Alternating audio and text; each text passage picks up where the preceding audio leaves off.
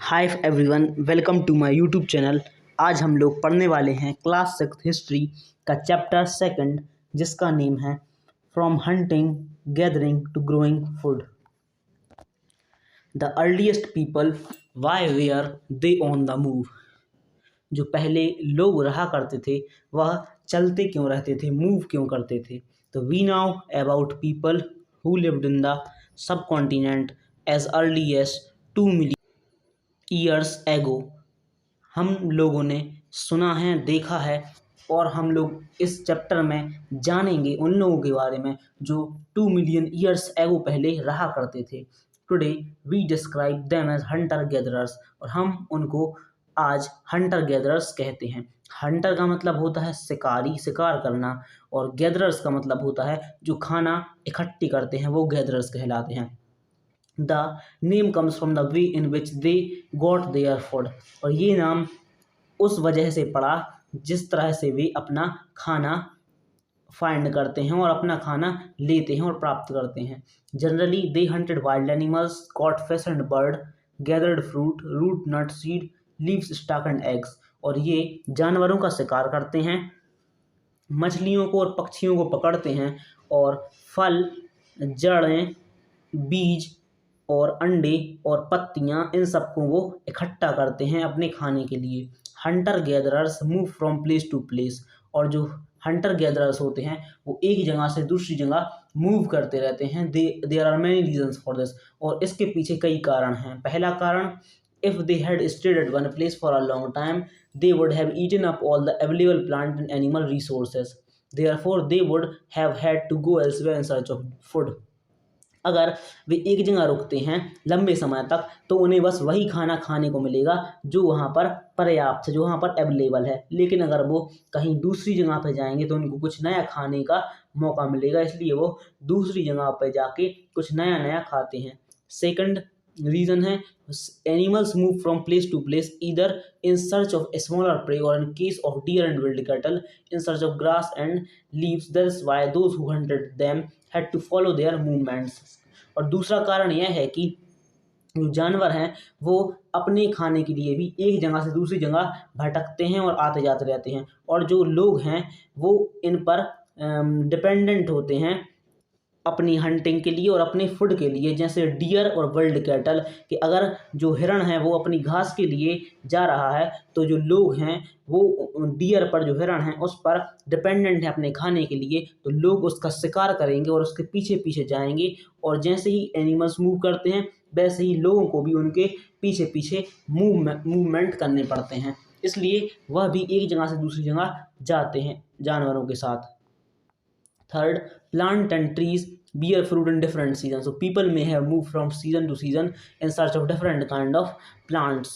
और जो फल होते हैं पेड़ पौधों में वो अलग अलग सीजन्स में होते हैं, इसलिए लोगों को इन फलों की तलाश में, इन प्लांट्स की तलाश में अलग अलग जगहों पर जाना पड़ता है। Fourth, people, plant and animals need water to survive. Water is found in lakes, stream and river, while many river and lakes are perennial, other are seasonal. अब जो फोर्थ रिक्वायरमेंट है लोग की जिससे वह मूव करते हैं वो है water. People, plant and animals need water. सभी को, जो जानवर हैं, जो मनुष्य हैं, सभी को पानी की ज़रूरत होती है, और वो पानी की तलाश के लिए किसी भी झील, तालाब या नदी के किनारे जाते हैं। और बहुत सी नदी और झील पेरेनियल होती है। पेरेनियल का मतलब होता है with water through out the year, कि उसमें साल भर पानी रहता हो। और बहुत सी नदियाँ सीजनल होती हैं कि बस उनमें सीज़न, जो मौसम होता है, जैसे बरसात का मौसम है, रेनी सीजन, तभी उनमें पानी रहेगा, और बाकी समय वह सूखी पड़ जाती हैं। तो जो नदी सूखी पड़ जाती हैं, जो लोग उनके नदी किनारे रहने लगते हैं, उनको फिर दूसरी जगह पर जाना पड़ता है अपनी पानी की रिक्वायरमेंट के लिए। How do we know about these people. अब हमें इन लोगों के बारे में कैसे पता चलता है। तो archaeologist have found some of the things hunter gatherer made and used. It is likely that people made and used tools of stone, wood and bone, of which stone tools have survived best. Archaeologist को यह पता चला कि Hunter gatherers बहुत सी चीज़ें बनाते थे और उनको यूज़ करते थे। जैसे वे लोग पत्थरों के टूल्स बनाते थे, पत्थरों के औजार बनाते थे, लकड़ियों के और हड्डियों के बनाते थे, और जो वो बहुत लंबे समय तक चलते थे ये औजार उनके। Some of these stone tool were used to cut meat and bone, scrap bark and hides, chop fruit and root. और ये पत्थर के औजार उन्हें मांस को काटने के लिए, हड्डियों को काटने के लिए, और जो स्क्रैप बार्क फ्रॉम ट्रीज मतलब जो पेड़ की छाल होती है उसको निकालने के लिए, और जो खाल होती है जानवरों की उसको निकालने के लिए, और फलों को काटने के लिए, और जो जड़ होती है उसको काटने के लिए यूज़ करते थे वे ये stone tools. Some may have been attach to handle of bone or wood. और कुछ कुछ उनके औजार अटैच होते थे लकड़ी के और हड्डियों के हैंडल से, टू मेक स्पीयर एंड अराव फॉर हंटिंग। और वे इन्हीं पत्थरों से और लकड़ियों और हड्डियों से धनुष बाण बनाते थे, जिससे वह हंटिंग करते थे, शिकार करते थे। Other tools were use to chop wood which was use as firewood, wood also use to make hut and tool. और बहुत सारे औजार वो लकड़ी को काटने के लिए यूज़ करते थे, और लकड़ी से वे हट बनाते थे एंड टूल्स बनाते थे, अपनी झोपड़ी बनाते थे और टूल्स औजार बनाते थे। ये आप देख सकते हैं, ये वो स्टोन के टूल्स हैं जो वो बनाया करते थे। ये है शार्प एज है इसकी कितनी, ये है, जिससे वो इनको अपने वेरियस यूज में लाते थे। Choosing a place to live in. अब कौन सी जगह थी जहां पर वो रहते थे, अब हम इसमें ये देखेंगे। तो all the places marked with red triangles are sites from which archaeologist have found evidence of hunter gatherers lived in many more places. Only some are shown on the map. Many sites were located near source of water such as river and lakes. अब जो red triangle से हमको इस map में sites दी गई हैं वो sites हैं जहाँ पर लोग पहले रहा करते थे, और बहुत सारी साइट्स रिवर्स के किनारे, रिवर्स के बैंक पर मौजूद हैं। जैसे आप देख सकते हैं इसमें भीमबेटका, हुंसगी, कुरनूल केव्स, ये इसमें रेड ट्राइंगल है, पैलेयोलिथिक साइट जहाँ पर लोग पहले रहा करते थे। As stone tools were important, people tried to find a place where good quality stone was easily available. अब उस समय पर स्टोन टूल्स बहुत ही इंपॉर्टेंट होते थे, बहुत ही ज़रूरी होते थे, जो पत्थर के औजार होते हैं वो। तो लोग उस जगह पर जाना, रहना ज़्यादा पसंद करते थे जहाँ पर उनको गुड क्वालिटी का स्टोन मिलता था।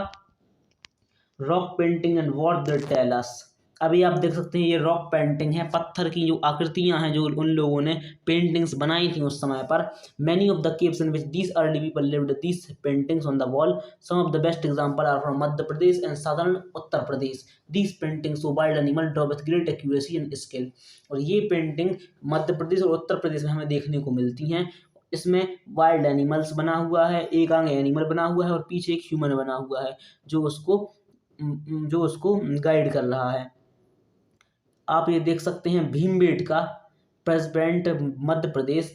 भीमबेटका मध्य प्रदेश में 45 किलोमीटर है भोपाल से, जो कैपिटल है मध्य प्रदेश का। This is an old site with caves and rock shelter. और ये एक बहुत पुरानी साइट है भीमबेटका, जहाँ पर हमें बहुत सारी गुफाएं और पत्थर की चट्टानें देखने को मिलती हैं। People choose this natural cave because they provide shelter from rain, heat and wind. This rock shelter are close to Narmada valley. लोगों ने ये गुफाएं इसलिए चुनी क्योंकि ये गुफाएं उनको शेल्टर प्रोवाइड करती थी रेन, हीट और विंड से, और ये शेल्टर्स नर्मदा वैली के बहुत ही पास हैं।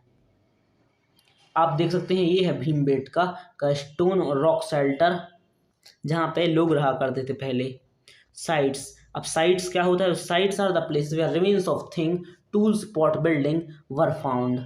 साइट्स वह जगह होती हैं जहाँ पर हमें रिमेन्स, अवशेष मिलते हैं टूल्स, पॉट्स, बिल्डिंग्स के। These were made use and left behind by people. और ये साइट्स बनाई जाती हैं और यूज़ की जाती हैं और छोड़ी जाती हैं लोगों के द्वारा। दीज में be found on surface of the earth. और ये हमें अर्थ की सरफेस पर मिलती हैं और ब्यूरी अंडर द अर्थ और समटाइम इवन अंडर वाटर। कभी कभी हमें दफनी हुई भी मिलती हैं और कभी कभी पानी के नीचे भी मिलती हैं। और इन्हीं साइट्स के बारे में हम आगे चैप्टर में डिस्कस करेंगे। Find out about fire. अपने पैराग्राफ पे आ जाते हैं।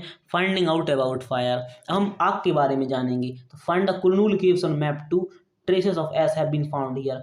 अब हमें अपने मैप में कुरनूल केव्स को फाइंड करना है जहाँ पर फायर के जो ट्रेसेस हैं वो हमें मिले। तो ये आप देख सकते हैं, ये है कुरनूल केव्स ब्रह्मगिरी हिल्स के ऊपर, जहाँ पर हमें एसेस के ट्रेसेस मिले थे, सबूत मिले थे, जहाँ पर राख के सबूत।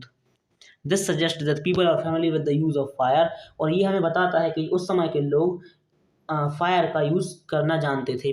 Fire could have been use for many things as a source of light, to roast meat, to scare away animals. और जो लाइट, जो फायर थी, वो बहुत सारे कामों में यूज होती थी, जैसे फर्स्ट लाइट के लिए, मीट को रोस्ट करने के लिए, सेकने के लिए मांस को, और जानवरों को दूर भगाने के लिए। नेम्स एंड डेट्स, हम नेम्स एंड डेट्स देखेंगे। Archaeologist have given lengthy names for the time that we are studying, they call the earliest period the palaeolithic. अब आर्कोलॉजिस्ट ने वो नाम भी ढूंढ लिया है जिस टाइम को हम स्टडी कर रहे हैं, उसको हम अर्लीस्ट पीरियड को पैलियोलिथिक बोला करते थे। ये पैलियोलिथिक वर्ड आया है टू ग्रीक वर्ड पैलियो से, जिसका मीनिंग होता है ओल्ड, एंड लेथोस से, जिसका मीनिंग होता है स्टोन, मतलब old stone. Palaeolithic means old stone, पुराना पत्थर। The name point of the importance of find of stone tools, और ये नाम पैलियोलिथिक ओल्ड स्टोन इसलिए दिया गया क्योंकि इस पीरियड में हमें बहुत सारे स्टोन टूल्स मिले थे, और स्टोन टूल्स इस समय पे बहुत ज़्यादा इसकी इम्पोर्टेंस थी। पैलियोलिथिक पीरियड एक्सटेंड होता है 2 मिलियन ईयर्स एगो से लेके 12,000 ईयर्स एगो तक। This long stretch of time is divided into lower, middle and upper Palaeolithic, और इस पीरियड को हम 3 फेज में डिवाइड करते हैं। First lower phase, middle phase और upper palaeolithic phase. This long span of time cover 99% of human history, और ये पैलियोलिथिक पीरियड बहुत ही लंबा चला, और ये 99% कवर करता है ह्यूमन हिस्ट्री का। This the period when we find environmental changes beginning about 12,000 years ago till about 10,000 years ago is called Mesolithic। और Paleolithic के बाद वो पीरियड आया जिसमें environmental changes होना शुरू हुआ, वो 12,000 years ago से लेके 12,000 years ago से लेके 10,000 years ago तक रहा, और इसको हम Mesolithic बोलते हैं, जिसको हम मिडिल स्टोन ही बोलते हैं। Stone tools found during this period are generally tiny and are called microlith, और इस पीरियड में हमें छोटे छोटे स्टोन टूल्स देखने को मिले, फाउंड हुए, जिसको हम माइक्रोलिथ्स बोलते हैं। और microliths probably stuck on handles of bone wood to make tools such as saw and sickle. Microliths में हैंडल ऑफ बोन, हड्डियों का हैंडल्स, और लकड़ियों के हैंडल्स, और बहुत सारी आरी, हसिया, ये सब चीज़ें हमें देखने को मिली माइक्रोलिथ्स में। At the same time older variety of tools continue to be in use, और जो पुराने टूल्स थे वो भी यूज में आते रहे इस समय पर। The next stage from about 10,000 years ago is known as neolithic age, और इसके मीजोलिथिक के बाद जो एज आई 10,000 ईयर्स एगो पहले, उसको हम न्यूलिथिक बोलते हैं। We have also mentioned the name of some places. You will find the names of many more places in later chapter. और आगे भी हम इन सब चीज़ों के बारे में जानकारी लेंगे इस चैप्टर में।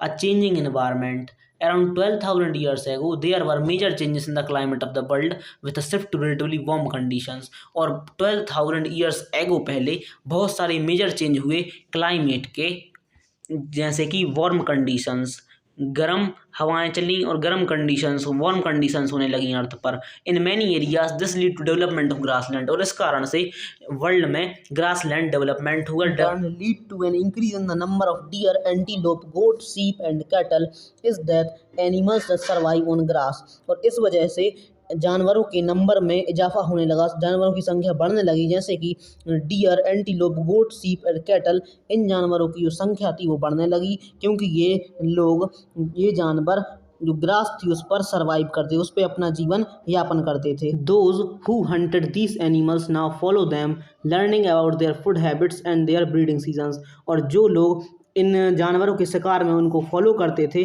वो इनकी खाने और इनकी ब्रीडिंग सीजन्स के बारे में बहुत सारी चीज़ें जानने लगे। It is likely that this help people to start thinking about herding and rearing these animals themself, fishing also became important, और इस तरह से लोग जानवरों के पालन पोषण करने की सोचने लगे, और इस तरह से उन लोगों ने जानवरों को पालना शुरू कर दिया। और इस समय पे जो मछली पालन था वो भी बहुत ज़्यादा इम्पोर्टेंट था, क्योंकि लोग मछली का शिकार करके उसको अपने खाने के रूप में खाया करते थे। हमारा नेक्स्ट टॉपिक है the beginning of farming and herding, इसको हम अपने नेक्स्ट वीडियो में कवर करेंगे। So thank you friends for watching this video.